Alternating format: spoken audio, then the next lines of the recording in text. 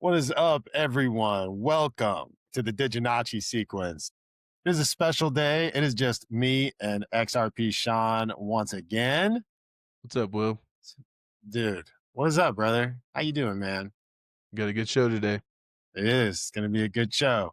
It's December 23rd, as we're recording this, the eve to Christmas Eve. And we Yes. want to first start off by wishing everyone a very merry, very, very merry Christmas and holiday time. I hope everyone's getting to spend time with their families and enjoy themselves. Today, we are going to get into some really great topics. We're going to talk about the new CFTC chair, Michael Selick, and some of his thoughts and comments around crypto. We're going to get into silver. We're going to get into just kind of the cryptocurrency market as a whole, what's happening with price action right now, sentiment, what people are feeling. We're going to talk a little bit about that project we all hate to mention called Solana. But you know what? They've done some cool things. So shout out to the Solana bros. I know, I know you're driving your little rice burners with aftermarket exhaust, but we love everyone here, regardless of what you drive. So with that, Hey Sean, man, you there's some really cool meme coins coming out on Solana, bro. Don't man, hate. Don't hate. and hey, probably those memes are tied to those same Hyundais with those spinners and neon lights and the super loud straight pipes. Are you still traveling right now? I am, man. I'm in Illinois. I'm at my parents, seeing family, getting to see my grandpa, who will be 96 years old in about a week. So great spending time with him. I'll get to do a Christmas Eve service with him tomorrow, which will be really great. And my dad and I are actually singing a duet at church. So My uh, God. yeah, it's gonna be great. We're singing a song called, oh man, what's the name of the song? Not good. Not good. Day before. Oh man, no, it's Make Room. Make Room by Casting Crown. Oh, Casting okay. Crowns Okay. is the song my dad and I are gonna be singing. And no, we've went up to the church and we've practiced like 3 times now. So I think, we got a solid foundation. My dad's singing the melody, I'm doing the harmony. I gotta hit those low bass notes. It's cool. I'm gonna have my mom take a video. I'm gonna post it on Instagram so you'll get to see it. Nice. Nice. But yeah, no, it's gonna be good. My grandpa will love it. And when I talk about this church that I grew up at being small, on a typical Sunday, there might be 20 people there. And so since it's Christmas Eve, there might be 60 or 70, since everyone's family is gonna be coming. Nice. So yeah, it'll be good. Uh, It's always been kind of a family tradition. Very cool. I always like the smaller churches better, Totally. What do personally. you gonna be hanging out with mom? Yeah, I think I'll be hanging out with my mom and my dad at some point in the next week. My wife's brother is coming up from Texas, and I think we're going to be celebrating Christmas next week at some point. So we'll see. It's really just about getting together and spending time with those you love most. Absolutely. So, but today's been an interesting day. We've watched silver climb and climb and climb. I mean, it's up some $30 in the past 60 days or something. Silver's on a rampage. And it's still not to that ratio that somebody decided 100 years ago, but uh, we could be there soon, which would put us over $200, which is nice. It doesn't show any signs of slowing down. We're in new price discovery territory. Yep. So all of the shorts have been broken through. A lot of people lost money. It's okay. They made plenty for decades. So silver's on the move. Meanwhile, cryptos are kind of stagnant, and we're just experiencing this consolidation period where we're here to tell you just don't be discouraged. Discouraged, man. This is just tea, but man, it could be more. Man, well, we're in this last phase of consolidation following prior explosion charts. So needless to say, we've got legislation coming in the first quarter of this year, 26. Pretty excited about that. One thing I did see this morning was Smoke Dog had what do you call it? Tweeted, X'd, posted. He Expert. posted about the central banks buying up a lot of gold. They bought 20 tons at $3,000 per ounce, and now they're at 55 tons at $4,000 per ounce. We still haven't breached the prior record of some 1,000 tons purchased in a year a few years ago, but I think we're around 700 tons purchased this year. And if you're looking at price, that's definitely the most that the central banks have ever purchased in any fiscal year. And I think that's posturing towards a gold backed future. Yeah. Well, and it's not just the central banks either, it's the sovereign wealth funds. I think the data shows that the sovereign wealth funds are their highest allocation of precious metals in history. So they've been quietly dumping bonds and quietly dumping stocks and scooping up precious metals, gold and silver at rates that we've never seen before. The central banks are doing this, the sovereign wealth funds are doing this. Obviously, silver is telling us that something is breaking. You know, we've seen all-time highs in crypto every 4 years or so on some type of cyclical cycle, which is seems to be delayed right now, which we could get into kind of why that is and the suppression setting us up for the super cycle that's going to be coming here in 2026. But to see precious metals breaking out like they are, especially something like silver that's been suppressed for decades, and we're talking 50, 60, 70 decades, Yeah. something is Years. something's breaking. And it's not just when crypto's setting another high after 4 years. Something in the financial system is actually breaking and radically changing. We have our opinions of what that's going to mean for certain assets like gold, silver, and certain blockchains. But really, I mean, to see things like, I'm sure, did you see the chart where for one of the first times, I think that it's not the first time in history that an ounce of silver is worth more than a barrel of gold, but it is the highest ratio ever. Mm. This is the most that silver has ever been worth compared to a barrel of oil ever in history. So silver is now the third largest asset in the world. And it's Well, going to be you gotta think about the use case for, all these assets. right. Gold, cool, not a lot of use cases. Silver, it's in every piece of technology that we use today, our phones, computers, anything with circuitry, circuit boards. Silver is being used and wasted. And also considering how much gold they're still pulling out compared to silver. Maybe we'll see some crazy, crazy price action in the near future. I know I have some older friends that have been waiting for this moment to happen for decades Yeah. and have been accumulating. And if you were smart enough to hop on the train, just 2, 5, 10, 20 years ago, congrats to you. So, think I saw some meme. I think I saw some meme the other day where it was like boomers who bought silver at $40 an ounce in 1970 finally in profit. oh, that's Like good. doing like an Indian like rain dance. That's good. Yeah, I got a good bit of silver, really along this whole past 15 years, but 2020 came along and you just kind of get bored and try to invest in places. Eh, I think my average in for silver is right around $20, which is great, but it's moving up and everything else isn't. But, you know, the Bitcoins of the world, the top 5, it's just kind of lame duck syndrome to look at it. Which brings me to my next point. I did see a post this morning about Sailor selling 4,500 shares of MicroStrategy.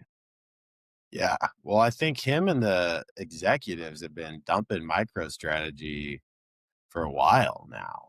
Like you really look at the insiders of what they're doing with MicroStrategy, they know that their Ponzi is not going to continue to work. Like, but they're enriching themselves in the meantime. So, and these guys are smart enough to understand how to do it with the SEC regulations. And because all they have to do is do proper disclosures. Like, that's all it really takes. It's not hard to do insider trading or else Nancy Pelosi wouldn't be worth 500, right? Totally. Totally. Oh, It's gonna be nice to watch this cookie crumble, which it is, and I think it's in conjunction with what's happening with the metals and what's going to be happening once all the legislation is in place.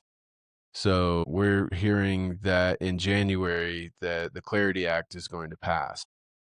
And once that passes, we will then start to hear definitions of all of these assets. And when you look at what assets are considered commodities, Solana was just listed this month as a commodity, which means only Bitcoin, Ethereum, and Solana are commodities as of right now. Now that formally listed by the CFTC. there you go. So that's interesting. I don't this feels like a sinking ship, but time will tell. And next month when we do get the Clarity Act passed and we start to actually see which of these tokens are securities, which are not, I'm excited. But to see Solana listed as a commodity, how many crashes? Yeah. How many crashes since its conception? Well, I think the good comparison for Solana, man, is like Ethereum is great because it's an easy place to build decentralized apps. The problem with Ethereum is the gas fees are so high. The thing about Solana is it's another really amazing place to build decentralized apps, but it crashes all the time.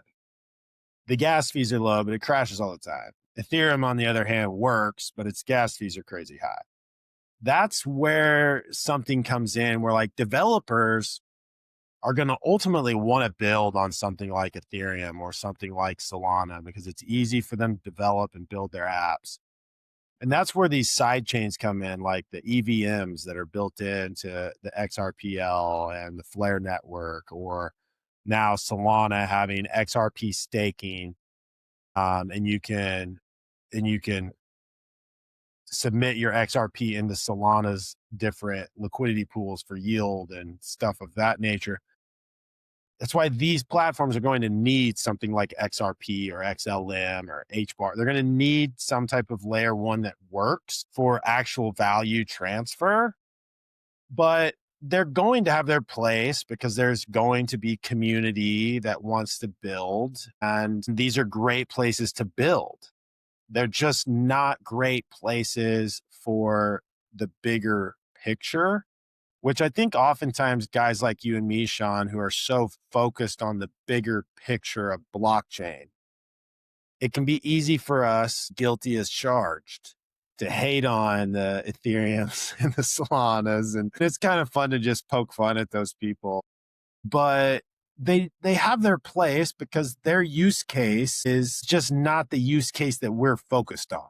You know, their use case is one more for the actual developers and coders and engineers that want to build stuff and build different apps. But in the long run, I think we just know that things like meme coins, and no matter how cool your app is, it's not as big thing when it comes to the slice of pie of the entire global economy and everything of value as when we're looking at things like XRP and HBAR and Stellar Foundation. Now we should give credit where credit's due. It has been 22 months since a crash has happened on Solana. If I had an applause button, I would push it right now. But the last crash that did happen in February of 24 lasted over 5 hours. Now, if you're trying to move serious amounts of money in a meaningful manner, it's not going to happen with those kind of crashes. Giving credit where credit's due. So, good job Solana for there it is. There it is. There it is. Out. Nice. Thank you, Riverside. But Real podcasters now. yes, we are. So also in today's news, Mike Selig, am I saying that right? Michael Selig, Yes. new He's CFTC chairman. new chair. Today begins a new chapter for the CFTC. His Go. quote that he posted is incredible. I'll just read some of it. It goes on to say, "No agency is better suited to pioneer common sense rules of the road for the new financial markets of America's golden age than the Commodity Futures Trading Commission. Under my leadership, the CFTC will conquer these great frontiers and ensure that the innovations of tomorrow are made in America." Let's go. Onwards. Let's go. Powerful stuff. Powerful stuff.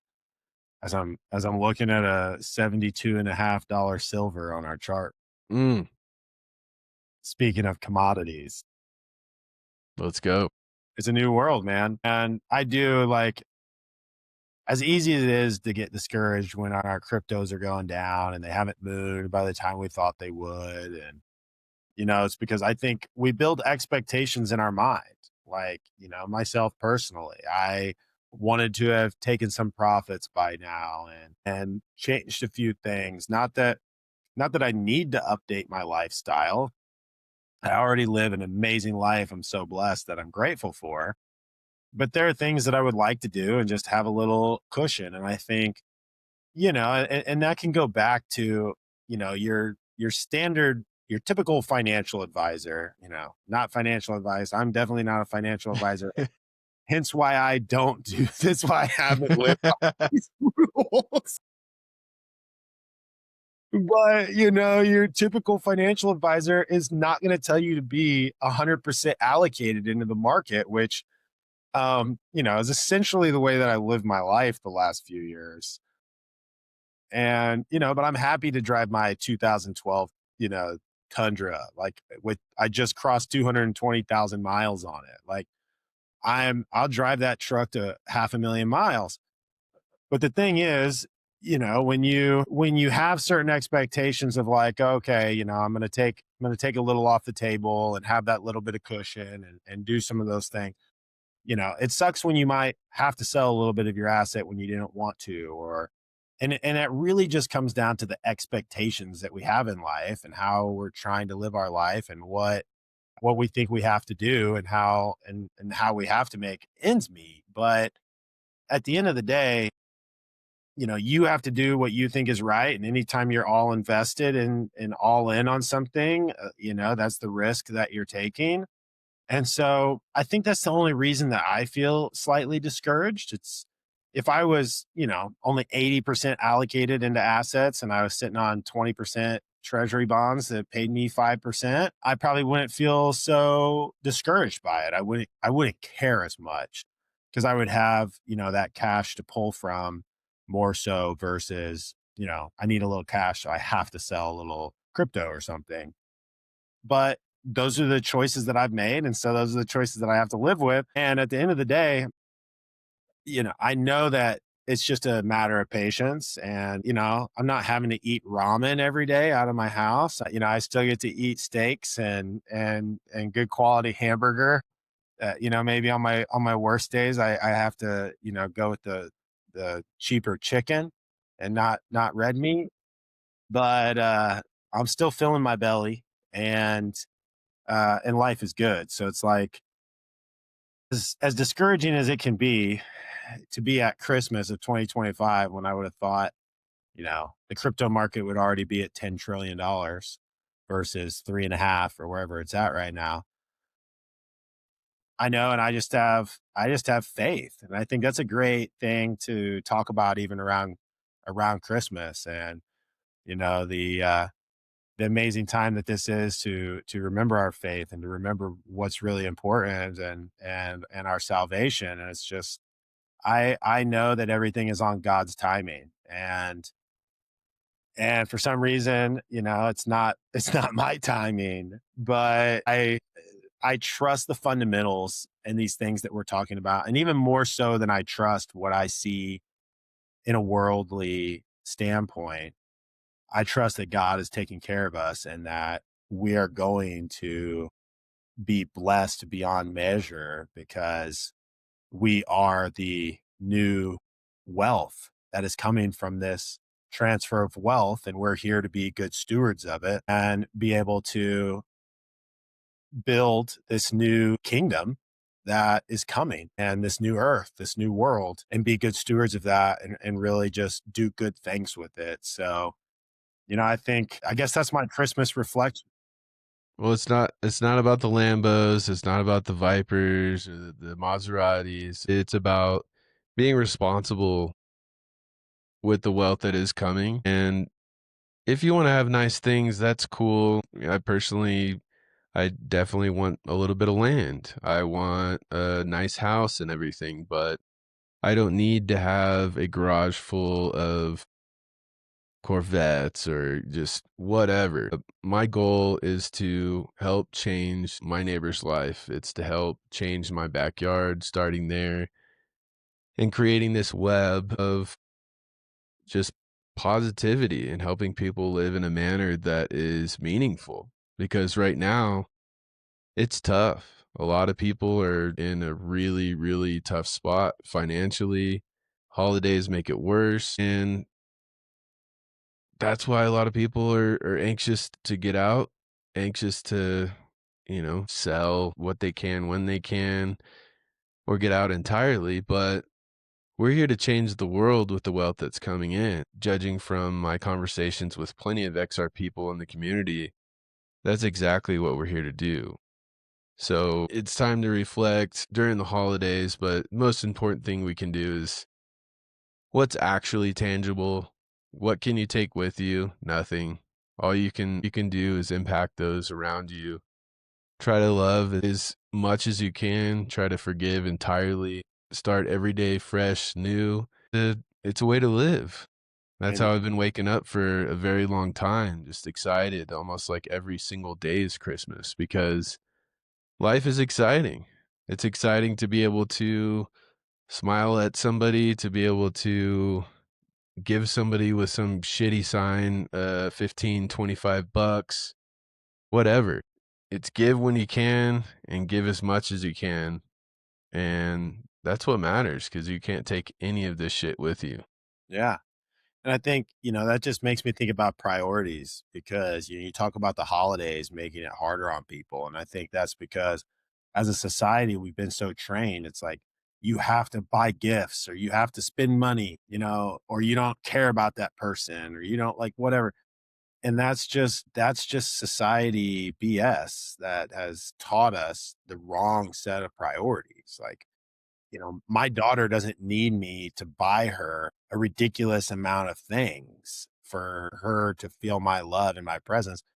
She needs to spend time with me. She needs me to hold her and give her kisses. And of course I got her a couple stuffies and some things that she wanted, but it's nothing ridiculous. Like, you don't have to, the amount of money that you spend on your kids or your spouse or your friends or your parents or anyone is not what means you care about them. And that's often the trap that I think people fall into around Christmas. Yeah, we stopped doing Christmas gifts years ago.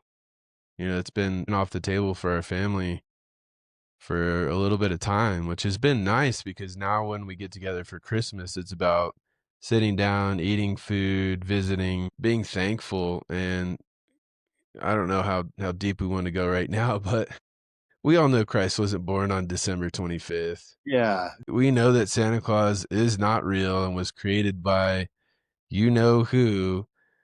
And You're the reason that Christmas.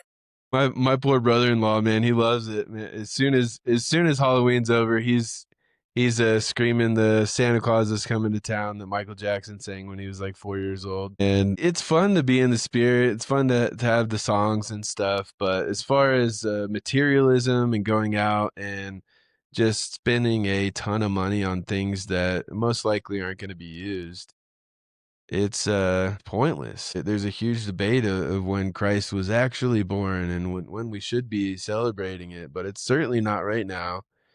And I guess keeping things in perspective, it's time that time of year to not worry about having to spend money. It's fun. It is fun to get your daughter gifts and to get your loved ones gifts. It's fun, but the days of going out of my way and worrying in the fall what I'm going to get for people for Christmas, they're long gone. And it's a good feeling because it really does help put things into perspective. and helps clarifying where I need to be spending time, and that's with friends and family, and again, you can't take any of the crap with you, but all the time you spend with your loved ones, that's actual currency. That's what gets remembered too. Like, yeah, I mean, even just thinking about, obviously I've spent a lot of time thinking about there's a good chance this will be my last Christmas with my grandpa, being that he's a week from being 96 and he's definitely starting to slide downhill. Like, I'd say this is the first trip that I've come back and seen him, if I'm being super real. And it's just like, man, he's lost a bunch of weight. His mind's just not there anymore. Like, left me a voicemail when I was just on this last trip. Like, he thought I was talking to him. Like, his voicemail thought it's like he left me this voicemail as if we were actually having a conversation. And I don't want to get in too much and say anything negative about him or anything. I love my grandpa. He's awesome. But it's like, you know, I, the, and it's also, I want to remember him for all the times that he was so fun to be around. Yep. But with that said, it's like I could care less about the $100 that he gives me for Christmas or whatever. It's like I just want to be there and hug him, and it's the good chance that this will be the last one that I get with him. So if God blesses me with another, I think that I just hope that he's in good enough health and mentally, physically to actually enjoy it. But yeah, it's like no amount of money can buy that time back. And I mean, that's what that's the natural progression of life. I'm gonna cry on the DigiNachi sequence here, bro. That's the natural progression of life. Like, we're supposed to see our grandparents die. We're eventually supposed to see our parents die. No parent should ever have to see that for their kids.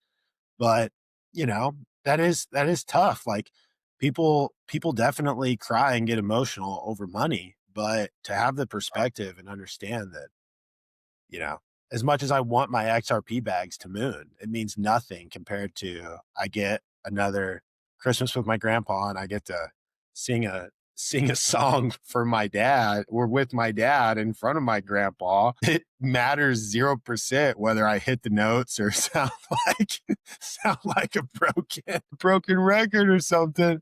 Yeah, Doesn't you should matter, man. It's yeah, just the maybe just send us a picture. No, I definitely get where you're coming from. My grandma also just turned 96 a few weeks ago. I go down there at least once a week to visit with my mom and her, and every single time, your days are numbered always, but specifically towards 100 years old, it's getting close. But I'm so blessed because she's such a sweet lady, always has been, and just has the softest, kindest heart ever. And we've played a lot of Scrabble with her over the years, and we've watched the words get shorter and shorter. yeah. So we know it's coming sometime in the near future. She's been saying this is my last year for the past 5, 6, 7 years, but that still doesn't take away from it, at least having real connection when you're with your family and looking them in the eye and telling them how much you love them, because that's huge. It's huge. You don't know if the next holiday you're going to be without somebody, and it's so important to always be sincere and tell those you love how much you love them, because our time is precious here. And you're right, no amount of money, no currency, no anything could ever buy that time back. So be wise, spend that time wisely. Yeah. Yep. Yep. The riches will come if you're focused and you're disciplined and you have faith and you stay on the path, like without getting distracted and falling off the bandwagon. And we don't necessarily have complete control over that timeline, but it is what we do have control over, and that's how we're going to spend our time and how we're going to spend our energy. And yeah, and I hope everyone takes that approach this Christmas season. But yeah, man, this got deep. We kind of got on to a whole other side topic, which I appreciate, man. This was fun. This is when we started this podcast, this was just about you and I being able to have conversations that we're going to have anyway. And so, I love that it got real here for a little bit, and we did get to dive into that, and because it is real, that's what two homies and two best friends are just going to talk about stuff like this. And this is a financial cryptocurrency podcast, but we started this just to have conversation and record the conversations that we were having regardless. So yeah, man, that was fun. But I guess to kind of pivot back, like, are there, and we don't usually have many show notes, and today we had some things. So like, are there anything else that you really want to dive into and get into and talk about? No, I think we covered pretty much everything. Yeah. Yeah. It's time to it's it's time to relax. Yeah. It's Christmas, dog. Yeah. Like, it's Christmas, and yeah, it's been good, man. I've seen some friends while I've been here. I've got to travel a lot the last few weeks, and that's been fun. It's fun going and meeting new people. Like, I had a blast this last weekend. I made so many great connections, that I could dive into and talk about. And I'll tell you some things off air. I don't necessarily want to say it if just because I don't want to put the count my chickens before the eggs hatch. But I've got some really great podcasts and guests that I'm going to be able to have on my Will Carr Speaks podcast from the political world that I got to meet. What I will say is, in Will Carr fashion, I broke in. I invited myself and found a way to enter 3 private parties, and I only got kicked out of one. That's great. So that's where I met some pretty incredible people. Different senators and people in politics that have been even advisors to Trump for decades, and some pretty neat things, and some pretty cool connections that I made. And those same type of people actually love it when they find out you broke into the party without an invite. But yeah, so but even I guess where I was going with all that is, even as fun as it is to make new connections and go and meet people and network, it is not near as meaningful in this time of year as it is to spend time with the people that have been there for you your entire life, and that love you unconditionally, not just because you're some 6'11" guy showing up randomly and they're like, "Who are you?" but because but because they love you and your family. So yeah, it's Christmas, and I'm excited to just, as soon as we even hop off here, I'm going to go and spend some time with my mom, my dad, and my daughter, my brother, and hang out with them a little bit before we call it a night. Yeah. I'm gonna go probably watch a movie with my lovely wife and relax with the pups on the couch and maybe make some popcorn. Yeah. Yeah. And by the way, I asked Leo, and he said he forgave me for my comment last week. But poor Leo. Well, when are you coming back to Colorado? Good dog. Driving back Friday morning. So get back Friday Nice. night. Yeah. All right. Well, give me a holler when you get back into town. All I can say to the audience is I hope you guys have a Merry Christmas, Happy Holidays, whatever you're celebrating, with whoever you're celebrating. But just make it count. Spread the love and have some patience. Yeah. Ask some. I'll be back in my normal studio on Sunday night. We'll be doing our regular podcast, and hopefully everybody can kind of share, how their Christmas went, and what they got to enjoy. So yeah, Merry Christmas to everyone. And as always, this is the DigiNachi Sequence. We will see y'all next week. Later, guys.